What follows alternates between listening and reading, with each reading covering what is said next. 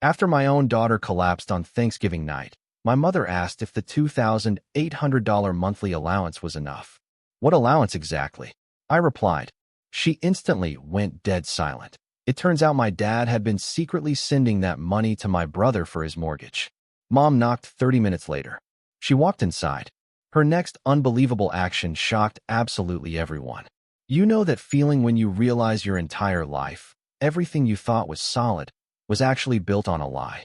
When the people you loved most, the ones you protected, were secretly taking from you and using your own child's name to do it. It was Thanksgiving, in the sterile silence of an emergency room, that my world finally cracked open. And what I found underneath? A betrayal so deep, it made my blood run cold. What the hell would you do? I'm Jensen, 36, a dad, an older brother, and yeah, a lawyer. I read contracts like other people read menus. Fast first, then again for the hidden fees. I'm the you'll figure it out guy in my family. The calm one. If there's a form to be filed, a call to be made, it lands on my desk. Even if that desk is the trunk of my car, squeezed between daycare pickup and court. I share custody of my daughter, Maya. She's 9. She still mispronounces words sometimes, and I never correct her. I love it. I keep lists on my phone. Socks, library books, inhaler, permission slip. I keep things running because my head works better when real life is tidy. And in my family, tidy was my job. My brother, Cole, was the spark. The favorite. The he just needs a break guy. Growing up, Mom called him our light. Dad said he was built for big things. Me? I was solid.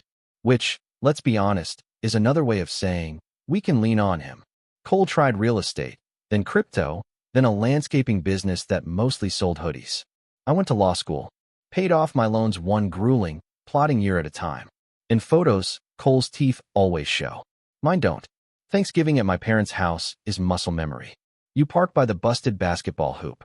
Step into a wall of heat from the oven. Get grabbed by a hug that smells like nutmeg and detergent. The TV's always too loud. The turkey's always dry. Grandpa's carving knife, from Uncle Pete, who's more story than person, makes an appearance. This year, I told myself it would be fine. Maya loved Mom's paper turkeys taped to the windows. She loved Grandma's rolls. She loved the way my dad tried to cut pie like it was a geometry lesson. I could handle the sly comments about billing hours, about what lawyers really do. I could handle Cole calling me counselor, in that tone that turns a job into a joke. We walked in, and Cole was already there, arms wide, voice wider. There he is, the man who knows every loophole. He ruffled Maya's hair. How's my favorite niece? I'm your only niece, she deadpanned. Serious? He laughed like she'd told the funniest joke in the world. Mom floated from the kitchen, cheeks flushed, apron on. Jensen, you look thin, she said, handing me a plate of carrots. Eat. Don't work through dinner this time. I don't work through dinner, I replied. You think about work. Dad yelled from the living room. Same thing. We sat, said the same prayer. Dad carved. Cole talked. Mom kept sliding food onto my plate like I was a one-man buffet. The noise rose and fell. Maya tapped my arm. Can I have a roll now? She whispered. In a minute, I said. 10 minutes later, Maya set her fork down. Dad, she said quietly. My chest immediately tightened. Red flag. I turned to her. Show me where. She put her hand over her sternum. Her face was a shade too white. Breathe, I said, doing it with her slow. Her eyes went wide for half a second, then fuzzy. Then she swayed. Call 911. I said. Calm. Automatic. My voice doing what my insides couldn't. Chair scraped. Mom gasped. Dad froze, carving knife midair. Cole stood like he might catch a plate. I caught Maya. The EMTs were quick. Oxygen. Questions. Their certainty filled the room like cool air. Dehydration, they said. Maybe anxiety plus excitement. Maybe the room was too warm.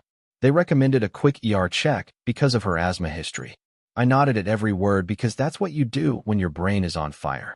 At the ER, the fluorescent lights made everything look too honest. Maya's color came back. Her breathing was normal. She fell asleep with her hand in mine. Her hair stuck to her forehead. I sat there, counting seconds, pretending to read a poster about hand washing. Mom came in, holding a paper cup of water and a small, worried smile.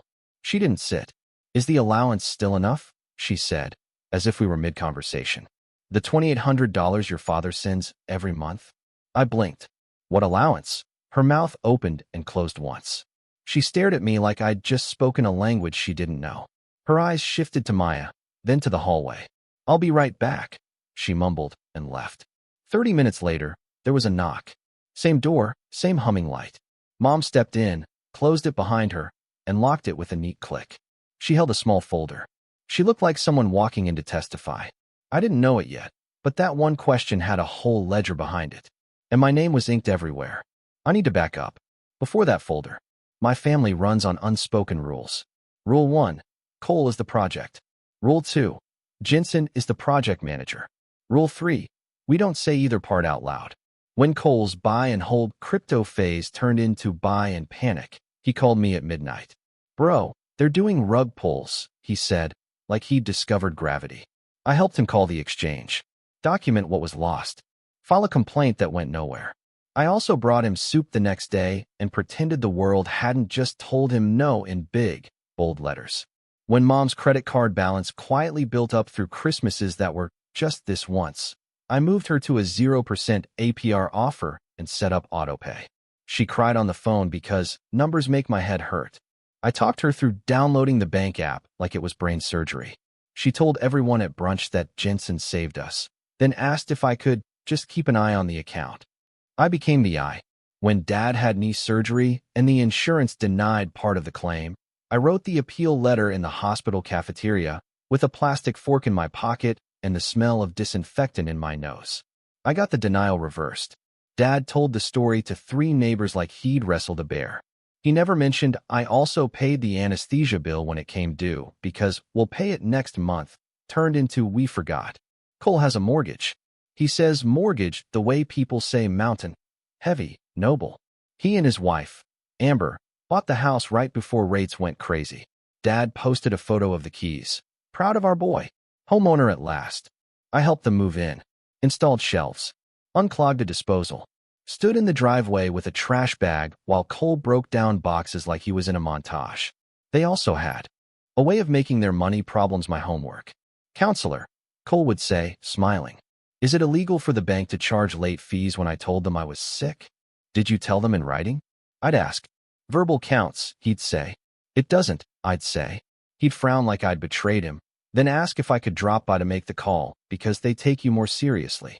I started to track it, the way lawyers do when facts feel slippery. Not to sue my family, to keep myself honest. March, 3 calls about Cole's overdraft fees. 2 hours on hold, $138 reversed. April, new payment plan for Mom's card. Time spent, 40 minutes. Result, $25 saved. Cost, my patience. June, Dad forgets to sign his physical therapy forms. I drive to the clinic on my lunch break. They close early. I go back the next morning before court. I told myself it was love. It was also a habit. The humiliations were small but constant. At a barbecue, Dad stood next to Cole's new grill. You should take notes, he said. Owning things is how you build wealth.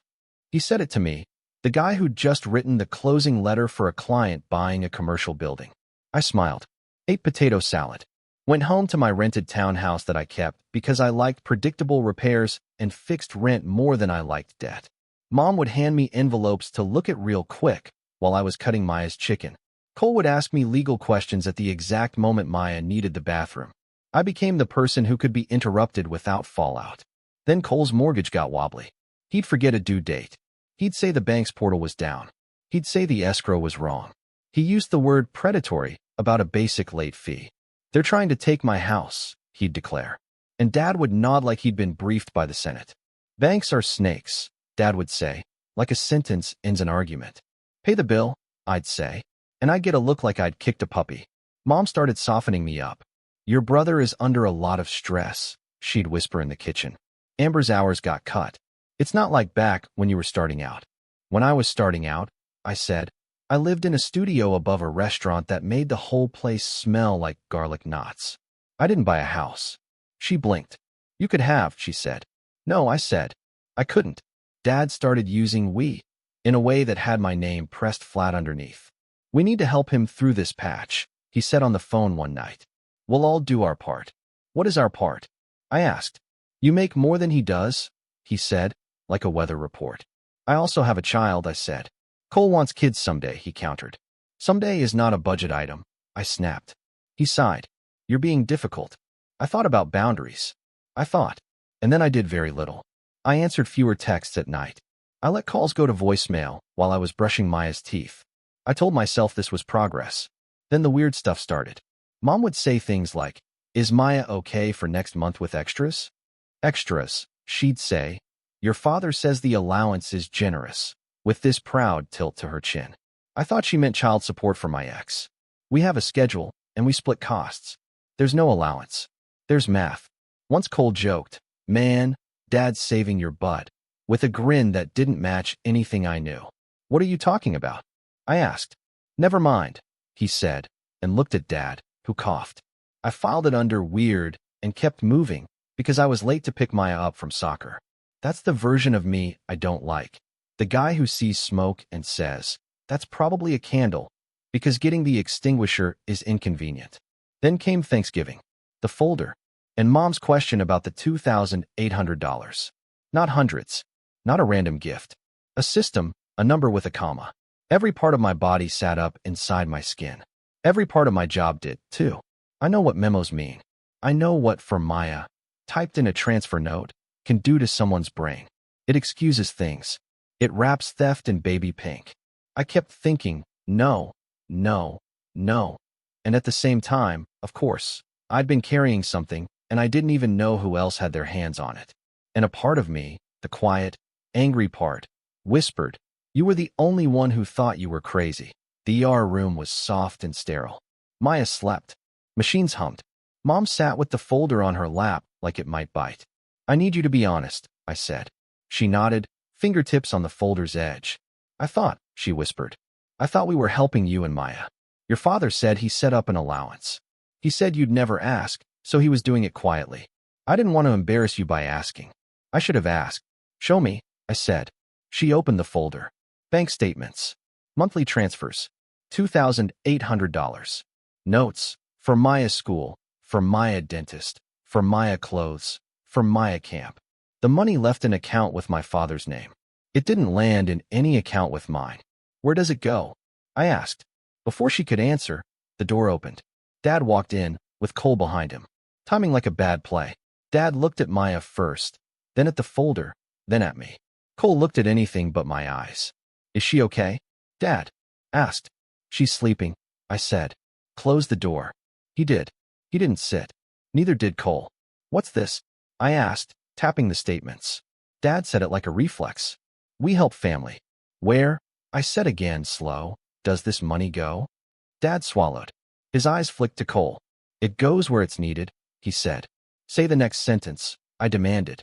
"To Cole," Mom said, her voice small and exhausted. She looked at my father like she didn't know him. "It's temporary," Dad said, faster now. "Just until they get their feet under them.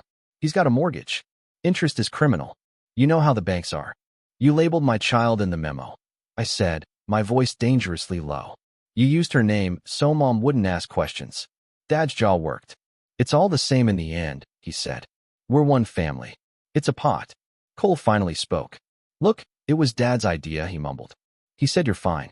You're a lawyer." "We were drowning." "The bank is not the villain," I said. "Your choices are." "It's not that simple," Cole muttered. "It is," I said. "Don't talk to your brother like that." Dad snapped. "He's under pressure." "You've never had that kind of pressure." "I've had pressure," I said quietly. "I just didn't make it everyone else's bill." Mom touched the folder with 2 fingers, like she might push it away. "Mark," she said to my father. "Tell him how long." Dad stared at the floor. 8 months, he said. 12, Cole said, barely audible. "Started last Thanksgiving. Remember the furnace?" Mom made a sound I'd only heard once, when her sister died. It wasn't crying. It was an animal noise. "You put for Maya on 12 transfers." Dad straightened his shoulders like a man putting on a uniform. "I'm the father," he said. "I decide how we help our children." I looked at Maya. I took a breath that didn't quite reach the bottom of my lungs. "Not anymore," I said. "It ends today." "You don't mean that," Dad said, smiling without his eyes. "You're emotional. We can discuss this like adults." "I am," I said. "Here's the discussion. No more transfers. No more calls where I fix what you break. No more using my daughter's name like a coupon code. If there is any account where my name appears in a way that gives you access to anything, remove it. Today, if you have paperwork that suggests consent from me for any arrangement, assume it is revoked today. You can't revoke what you didn't authorize, Dad said, smirking like a man who thinks he knows the law because he reads headlines. Watch me, I said, and watch the letter I'm sending to your bank. Cole scoffed. You going to sue your family, counselor? This isn't about revenge, I said. This is about closure. Silence. Heavy. Even the machine in the corner sounded careful. Dad stepped closer. Chin out. You're tearing this family apart. You did that when you lied to Mom, I said. You did that when you typed my daughter's name into a memo line to justify stealing from me. Stealing? He snapped. I raised you. I wiped your nose. I paid for your books. This is how it works. It comes around. I paid for my books, I said. Loans. With interest. You paid for a cap and gown. I thank you. Don't rewrite history because it serves you. Mom's shoulders shook. She put a hand over her mouth. Enough, she said into her palm. Then louder. Enough. Mark. I believed you. I believed you. Dad's voice dropped into soft, manipulative. Honey, I was protecting Jensen's pride. I laughed. It slipped out. You protected my pride by making me the bad guy in absentia? That's a new one. Cole's face went red. We would have paid you back, he said. When the bonus hits. What bonus? I asked. Silence. I'm done, I said, and the words felt like taking a weight off a hook. You can be mad. You can play the martyr. You can tell the cousins a story about how I turned cold. Meanwhile, I will be moving my life out of your reach. You wouldn't do that to your mother, Dad said, pointing like a man calling a witness hostile. Mom dropped her hand. Her eyes were wet and clear. He would, she said. And he should. Dad looked like someone had pulled the floor a half-inch lower. Cole blinked at Mom like she'd defected mid-game. I put my palm on Maya's hair. We're leaving now, I said. When I get home, I'm freezing my credit. I'm removing my name from any joint nonsense that exists. I'm changing passwords. If you have keys to my place, you'll return them. If you have documents with my information, you'll give them to me. If you try to use me without my consent, I will act like the lawyer you keep mocking. That is the last free explanation you get. I lifted Maya gently, told the nurse we were going home, and walked past my father and my brother. No slam. No yelling. Just a door opening and closing. The sound it made was the cleanest thing I'd heard all year. The first morning after, my phone looked like an emergency broadcast system. 19 missed calls from Dad. 12 from Cole. For texts from Aunt Linda, who has never met a boundary she couldn't label rude. 2 calls from a number I didn't recognize, Dad's office line. 1 voicemail from Mom. Call when you can. I didn't. I made pancakes shaped like letters, because Maya loves spelling with food. She ate cat and asked if she could feed tea to the dog. We don't have a dog. She meant the neighbors. I said no. She laughed like I'd made a joke. While she watched a cartoon, I opened my laptop and made a bullet list like a client had handed me a crisis. Freeze credit. Pull credit reports. Check for any weird accounts. Remove my name from any for convenience additions at Mom's bank. Change every password and enable 2-factor on everything. Update Maya's school pickup list. Me, her mom, our neighbor Rita. No grandparents.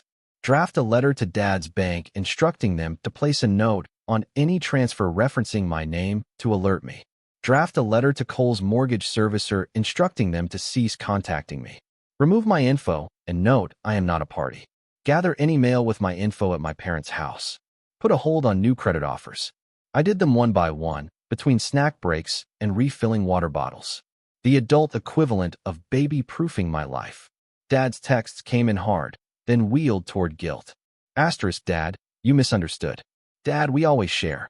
Dad, I'm the father. I decide. Dad, don't punish your brother for being human. Dad, call me. Dad, call me. Dad, call me. Dad, we are coming over if you don't answer. Asterisk, I typed. Do not come over. Do not use my name. This is not a discussion. Cole tried another lane. Asterisk, Cole. Dude, you humiliated Dad in the ER. Cole, you love money more than people. Cole, the bank is predatory. Cole, if we lose the house, it's on you. Cole, you could blink and make it right. Cole, remember when I watched Maya that one time? Asterisk, I stared at that one for a minute. I typed. You watched her for 2 hours in 2019. Thank you. And muted the thread. Mom's text was simple. Asterisk Mom, I'm sorry. I should have asked. Can we talk? Asterisk I looked at Maya building a fort with couch cushions. Not today, I wrote back. My hand shook a little, then it didn't. I told Maya the truth in kid size. Grandma and Grandpa made a money mistake, I said. We're making sure nobody uses your name without asking me. She nodded like an adult. Okay, she said. Can I use my name to put on my fort? Like a sign? Yes, I said. That's exactly how names should be used. 2 days later, an envelope from my dad showed up in my mailbox. Inside, printed bank statements. Same $2,800. Same from Maya. In the memo, like a ribbon. And a sticky note. See? Not hiding. Dad. I set it on the counter and stared until the ink blurred. I put it in a folder labeled Evidence, because part of me is always at work. Mom left a voicemail that made my chest hurt. I am so sorry, she said. I wanted to believe we were saints. We weren't. Call me when you can. She sounded like the air had gone out of her. Like she'd run out of euphemisms. The house was quiet in a way it hadn't been. No, can you just text? No last-minute quick favor calls. No request that cost me a day and repaid me with a guilt trip. I didn't realize how much noise I was carrying until it went away. I started making rice and beans on Sundays, so weekday dinners were easier. I set up an auto transfer labeled Maya Future, $150 on the 15th. Not a performance, not a headline number, just something real. I ran 2 miles in the morning while Maya made faces in the mirror with her headband like a superhero. I slept. Then the family PR machine tried to start up. Aunt Linda, asterisk your father is beside himself. Think of your brother's mental health. Asterisk Uncle Tom. Asterisk we're a team. Don't go rogue. Asterisk cousin Becca. Can you at least explain it to me so I can explain it to Grandma? I replied the same to each, in different words, but with the same backbone. Asterisk I love you. No more money. No more lies. Boundaries are not cruelty. Asterisk Dad called on a Sunday. I answered. I was tired of being a ghost in my own story. You're making this bigger than it is, he said, without hello. It's exactly as big as it is, I said. You don't dictate how I help my kids, he snapped. You don't get to use my child's name to justify helping your other kid, I countered. It was for the family, he said. It was for you to feel like a savior, I said. And the line went quiet. You think you're perfect? He scoffed. No, I said. I think I'm done. He huffed. You'll regret this when you need us. What I need is not to be stolen from, I said. And we both knew stolen is what it was. He hung up. An email pinged later from a mortgage company I'd never used. Subject, final notice. Cole had CC'd me and Mom. No message. Maybe a scare tactic. Maybe a cry for help. I hit reply all and typed. Please remove me from this thread. I am not a party to this loan. Do not contact me again. I signed it with my name and attorney at law. Because sometimes you have to speak in dialect. I told Maya we'd skip Sunday dinner at Grandma's for a while. She pouted. Then she asked if we could make our own rolls. We bought yeast. They came out dense and weird, and we ate them with butter and laughed. A week later, Mom asked to meet at the park near my place. Public. Neutral. I said yes. She sat on a bench with a small envelope and a huge apology in her eyes. I opened my own bank account, she said, like a confession. I should have years ago. I'm proud of you, I said. She handed me the envelope. Copies, she said. In case anyone tries to rewrite the story. I didn't want to need them. I took them anyway. She looked at the ducks, because eye contact was hard.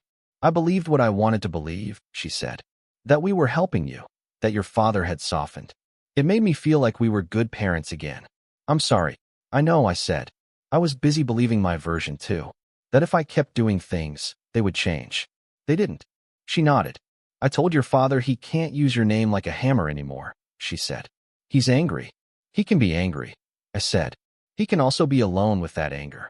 She winced. Yes. I'm not punishing him, I said. I'm just not joining. She swallowed, then smiled, tired. You always were stubborn. I learned from the best, I said, and we both laughed a little. On the way home, Maya asked if Grandma was still mad. I said, probably at herself more than anyone.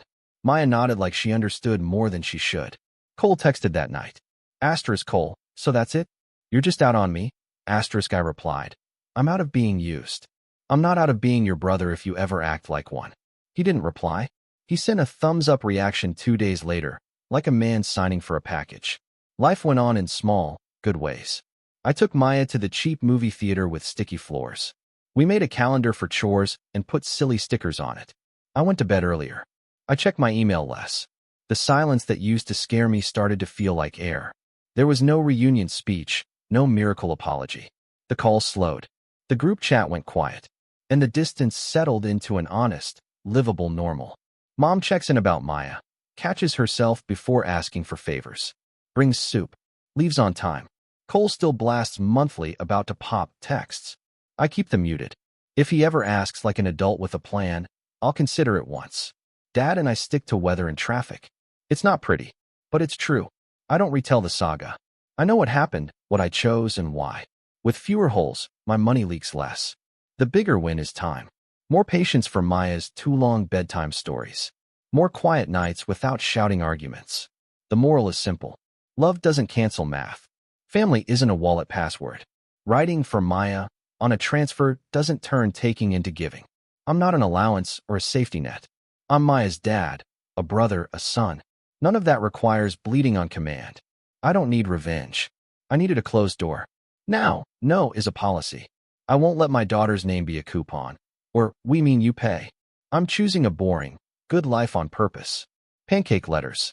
A 15th of the month transfer. Bad rolls with butter. A calm phone. And one sentence that still fits. This isn't revenge. It's closure. The lock clicked. And I'm holding the key. So, tell me honestly, if you were me, watching your family use your child's name to justify their financial games, what would have been your breaking point? And what would you have done next? I really want to hear your thoughts.